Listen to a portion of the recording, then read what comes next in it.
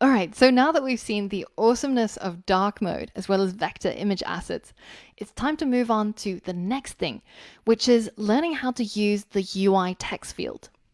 Let's take a closer look at our text field in the interface builder. Notice how we've got a text field right here, which you can find from the object library, and it's right here. The text field is going to allow the user to use the keyboard on the iPhone and type in an input. By default, Apple's UI text field already knows how to handle light and dark modes, so that the color of the text, depending on which mode we're in, will be different. So it will be white in dark mode and it'll be black in light mode. And the background color also adjusts depending on the interface style.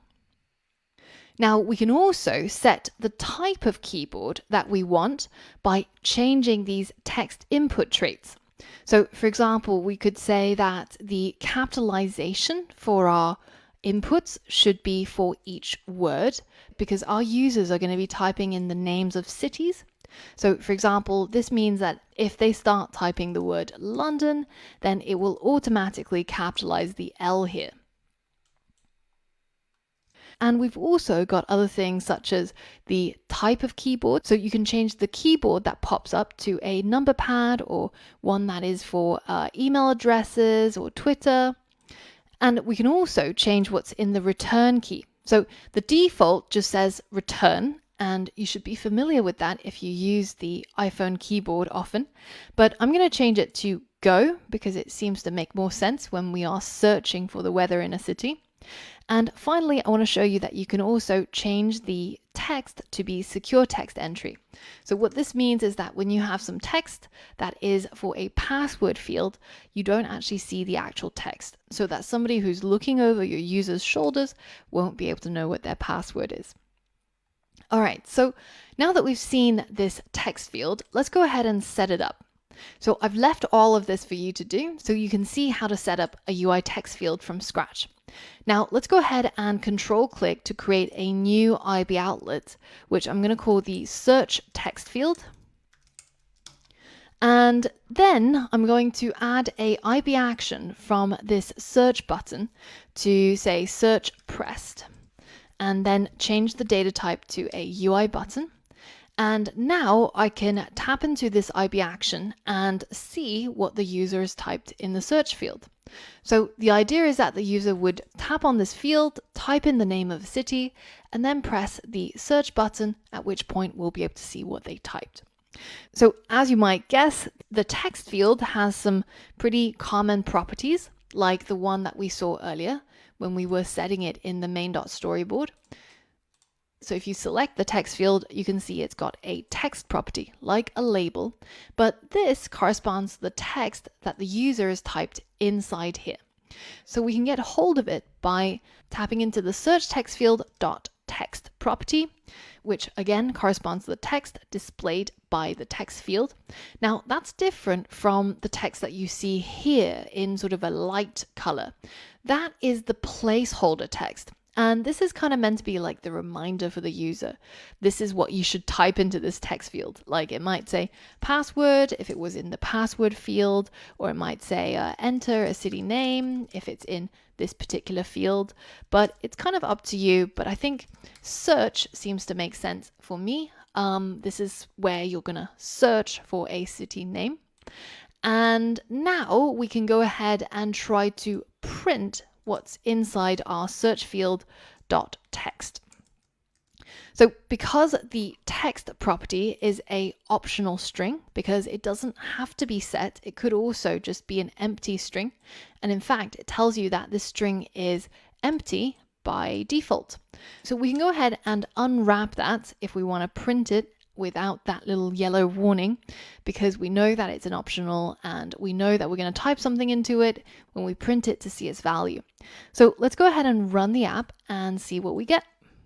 So when our app runs and you click in the search field, it should bring up the soft keyboard, so the keyboard that's attached to the iPhone.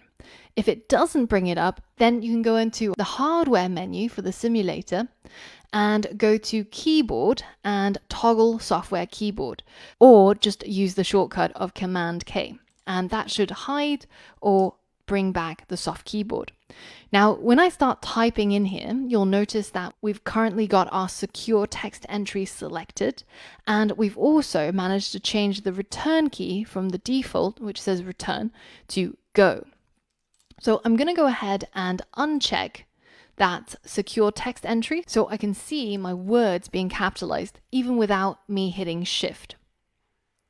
Now that we've seen our keyboard in action, let's go ahead and click on the search button, and you should be able to see the word that you've typed in there printed down here. That is because we're tapping into the search text field IB outlet and then getting its text property printed. But you'll notice that when I type a word in here, let's say London, and click on the go button, nothing actually happens, even though you would expect that it would have the same behavior as our search button. So how do we tap into that go button? Well, it's a little bit different from what you might expect. We can't simply just create an IB outlet to the keyboard and get a hold of when the keyboard go button gets pressed. Instead, we have to use something called a UITextField delegate. So the first thing we need to do is we need to add a comma after the UI view controller and type UITextField delegate, and this will allow our class, our weather view controller, to manage the editing and validation of text in a text field. So let's hit enter to add that. The next step is inside our view did load. I'm going to delete the comment there, but I'm going to tap into that search text field and tap into the delegate property to set it as this current class, which is of course accessed using that self keyword. Here, what this line of code is saying is the text field should report back to our view controller.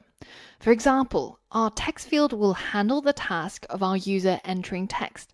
When the user interacts with our text field, say your user types something, then our text field will notify our view controller on what's happening. The text field will say something like, "Hey, view controller, the user just started typing." Or the text field will say something like, "Oi, view controller, the user just stopped typing." Or it might even say something like, "Yo, view controller, the user just tried to tap elsewhere. Should I let them deselect me?" The idea is that the text field can communicate what's going on. And the way we ensure that the view controller is notified by the text field is by setting the view controller as the delegate. Remember that self refers to the current view controller. So what this allows us to do, these two steps, is we can now create a method called textfield should return. And this will ask the delegate, which is this current class, if the text field should process the pressing of the return button. In other words, the text field will say, "Hey view controller, the user pressed the return key in the keyboard. What should we do?" This is going to be the exact time point when the return button gets pressed, and I get to write some code to be triggered at this point. But once I'm done writing my code, I also have to return a true or false that tells the text field whether if it should actually process that return. In my case, what I'm going to do is I'm just going to use this as if I have an IB action to that return button. And I'm going to print my search text field dot text, and I'm going to force unwrap it. And finally, we have to return true because this is a function that expects a Boolean as an output so that our text field will be allowed to actually return. So now if we hit run and we type a word into our text field and then go ahead and click on the return button. So this has been renamed Go, but this is always known as the return button of the keyboard. Then it will trigger this function text field should return, and we get the text inside our search field printed down here. And we allow this return process to go through with our return true. So now we can get hold of what the user has typed into the text field from two places. Either if they've typed in something and then pressed the search button, or if they've typed something and then pressed the go button. I know that a lot of people, at least me included, when I'm typing inside the keyboard, it's much quicker for my thumb to reach the go button, and I expect it to basically hit enter, kind of like the return key on a keyboard. So both of these buttons now trigger the same thing, which is for me to be able to get hold of what's inside the search text field. But there is just one problem at the moment. I can't seem to get rid of this keyboard.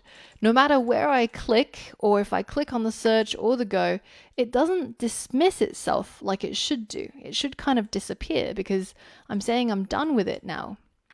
So how can we fix this? Well, we can tell our IB action search pressed that in addition to printing the search field text, it should also make our search field end editing. So if we tap into this method called end editing and set it to true, then it will tell the search field that we're done with editing and you can dismiss the keyboard. So let's put that in both places. The text field should return as well as the searched pressed. So now when we run our app, and I go ahead and type something into my text field and I press the search button, then it dismisses my keyboard.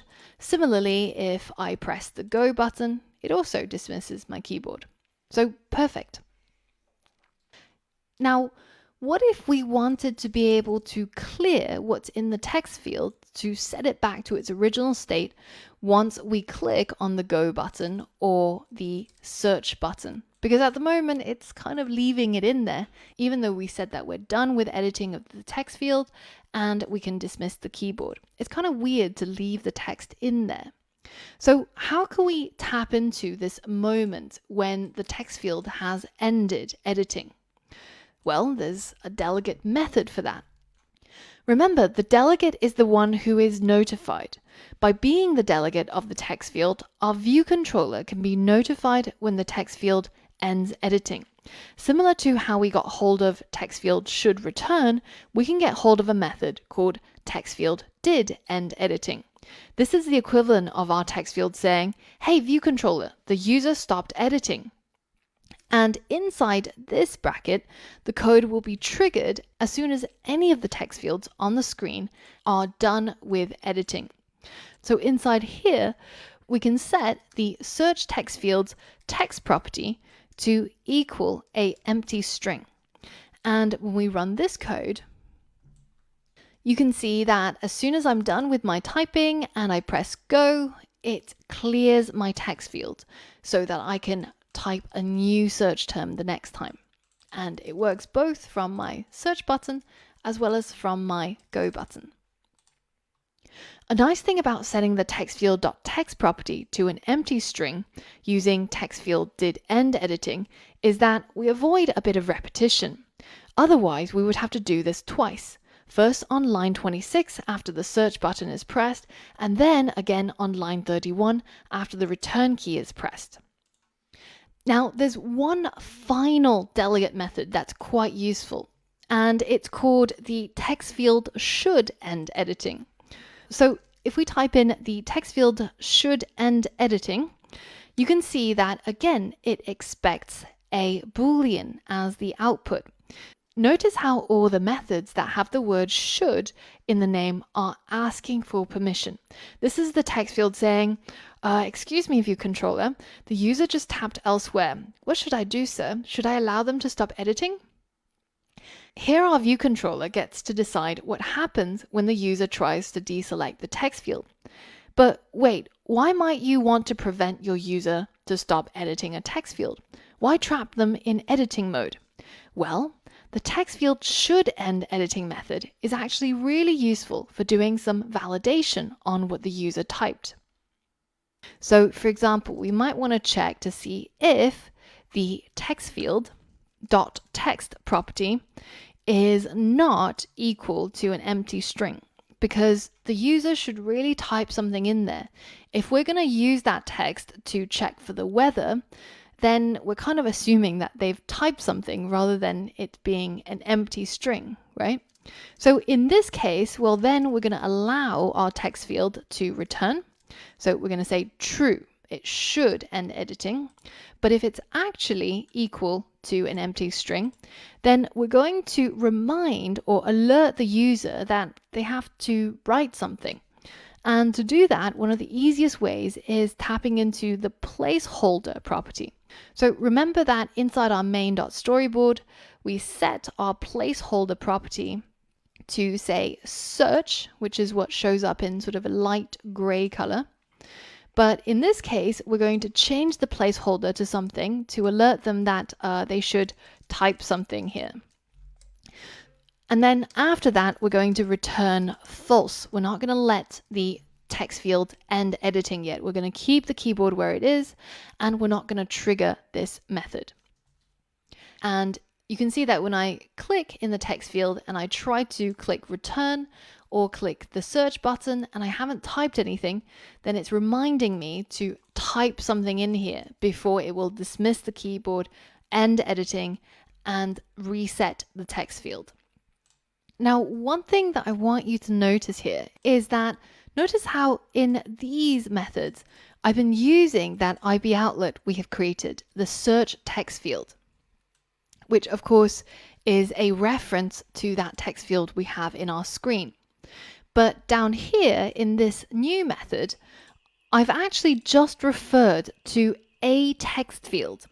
So where does that come from? Well, remember that we are not the ones triggering or calling any of these functions, right? Nowhere in our code do we call text field should return or text field should end editing, because they are triggered by the text field. So the text field class is the one that's responsible for calling these methods. And when it calls text field should end editing, when it detects the user dismissing the keyboard, well then in that moment it's going to pass in a reference to the text field that triggered this method. So you could, for example, have multiple text fields, similar to how in our IB action we can get hold of the sender, which was the UI button that actually triggered this IB action by detecting a touch event. We can have multiple text fields or triggering the same methods. So if we had multiple buttons linked to the same IB action, then any of those buttons could be the sender. It just depends on who detected the event. And if we have multiple text fields, or with their delegates set as this current class, then any of those text fields could be the trigger for these delegate methods, but they will pass their identity in through this text field parameter. So if we don't care about which text field was triggered, then we can simply just use this parameter and apply our validation to any text field in our current view controller using this code. So now that we've implemented our text field, the final thing that we want is no matter if they pressed on the search button or if they pressed on the return or go button, we should be able to get hold of what it is that they wrote, which is the textfield.text property.